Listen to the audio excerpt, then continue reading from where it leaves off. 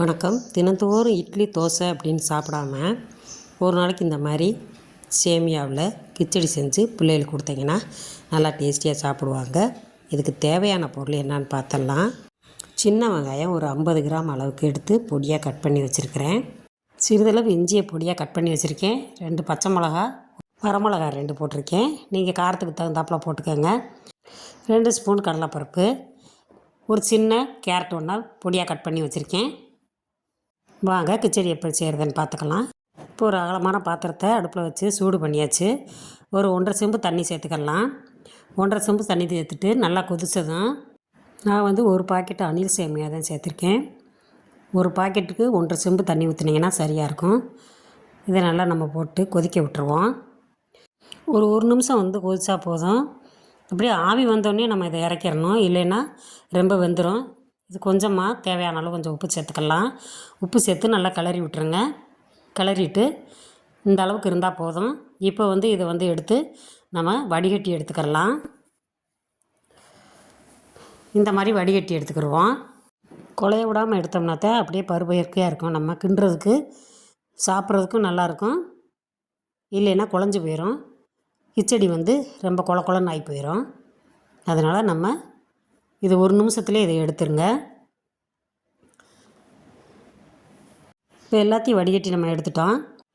இப்போது ஒரு அகலமான பாத்திரத்தில் ஒரு 3 ஸ்பூன் எண்ணெய் சேர்த்து, எண்ணெய் காய்ஞ்சதுமே ஒரு ஸ்பூன் கடுகு சேர்த்துக்கலாம். கடுகு நல்லா பொரிஞ்சு வந்தோடனே ஒரு கைப்பிடி அளவு கருவேப்பிலை சேர்த்துக்கலாம். இப்போ வரமிளகாயும் பச்சை மிளகாயும் சேர்த்துக்கிடுவோம். நீங்கள் காரத்துக்கு தகுந்தாப்பில் போட்டுக்கோங்க. நம்ம கட் பண்ணி வச்சுருந்த இஞ்சி துண்டியும் சேர்த்து நல்லா வதக்கி விட்டுறலாம். பச்சை வாசம் போகிற அளவுக்கு நம்ம வதக்கிடுவோம். இது நல்லா வதங்கினதுக்கப்புறமா கடலைப்பருப்பையும் போட்டு நல்லா வறுத்துருவோம். இது நல்லா கருக விடாமல் வறுக்கணும். கடலைப்பருப்பு போட்டு செய்யும்போது நல்லா வாசமாக இருக்கும். கடலைப்பருப்பு நல்லா பொரிஞ்சதுக்கப்புறமா நம்ம கட் பண்ணி வச்சுருக்க வெங்காயத்தை போட்டுருவோம். சின்ன வெங்காயம் தான் நான் சேர்த்துருக்கேன். சின்ன வெங்காயம் சேர்த்து செய்யும்போது டேஸ்ட்டாக இருக்கும். சின்ன வெங்காயம் நல்லா வதங்கினதுக்கப்புறமா நம்ம கட் பண்ணி வச்சுருக்க கேரட்டையும் சேர்த்து வதக்கிடலாம். தக்காளி பழம் பொடியாக கட் பண்ணி அதையும் சேர்த்துக்கோங்க. இதுவும் நல்லா பச்சை வாசம் போகிற அளவுக்கு நம்ம வதக்கிடுவோம். இந்த அளவுக்கு வதக்கிட்டு கொஞ்சமாக நான் உப்பு சேர்த்துருக்கேன். ஏற்கனவே நம்ம உப்பு கொஞ்சம் போட்டிருக்கோம். அதனால் இது தேவையான அளவு மட்டும் போட்டு நல்லா வதக்கி விட்டுட்டு ஒரு 1/2 டம்ளர் தண்ணி சேர்த்து ஒரு மூடி போட்டு மூடி வச்சிடலாம். இப்போ வந்து அது நல்லா வெந்து வரட்டும்.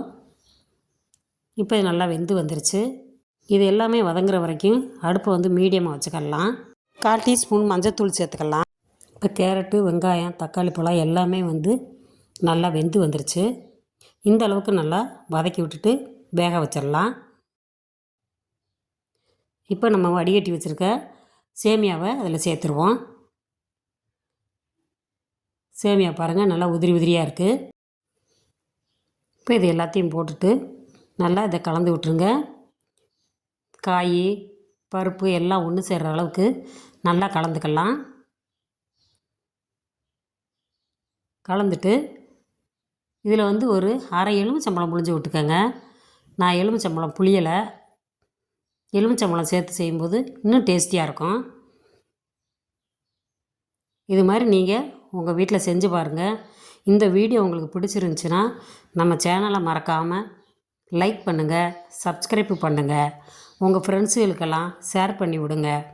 அப்படியே மறக்காமல் பெல் பட்டனை தட்டினீங்கன்னா ஆளுங்கிற ஆப்ஷன் வரும். அதையும் தட்டினீங்கன்னா நம்ம சேனலில் போடுற அமிர்தம்மாள் சேனலில் போடுற அத்தனை வீடியோவும் உங்களுக்கு உடனே வந்து சேரும். தொடர்ந்து நம்ம வீடியோவை பாருங்கள். தேங்க்யூ.